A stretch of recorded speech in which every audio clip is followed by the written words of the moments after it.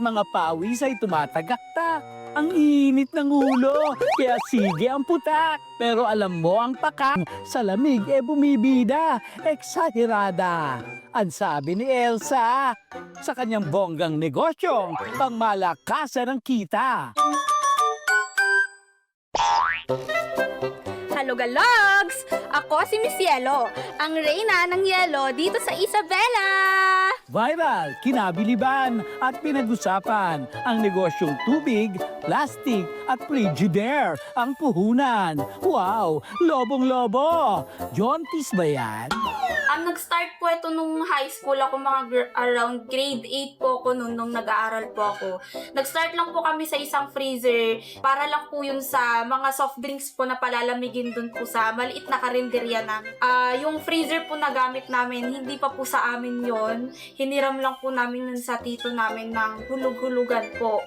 Nung patagal po ng patagal, yung mga suki niya din po ng isda at karne sa wet market, yun na rin po yung ginawa niyang suki na pagbagsakan ng mga yelo. Kung sa iba, ito lang simpleng yelo, huwag mong iismulin dahil dito para ka na ring winner sa loto. 70,000 to 80,000 pesos lang naman ang kinikita nila buwan-buwan. Di ka ba naman kikilabutan dahil ang mga yelong ito ang nagpatawid sa kanilang magkakapatid sa eskwelahan. Bali po si mother ko po ay single mother po.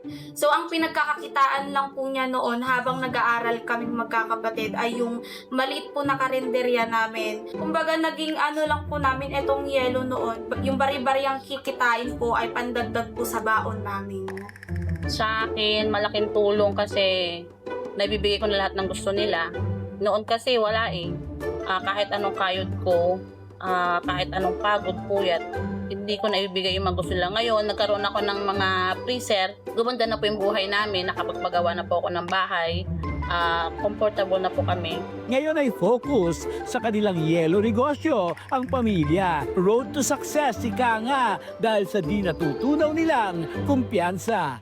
So, kung kagaya ka po namin na gusto talaga ng other income or pagkakakitaan po talaga, huwag po kayong susuko. Yung tumal po nandyan lang, darating at darating po yung tumal. Pero kapag nag-umpisa po tayo ng business, magpatuloy lang po tayo. Huwag po nating iisipin na wala kang kikitain kasi hindi ka po pwedeng mag-business kung ang iisipin mo lang lagi ay yung wala kang kikitain. Kaya Logalogs, kung iniisip mo nang gumibap, gayahin mo si Miss Yelo na pilit nagsusumikap. Siyempre, mahirap, wala namang madali, di ba? Pero ang mahalaga, sa hirap o success, kasama ang pamilya.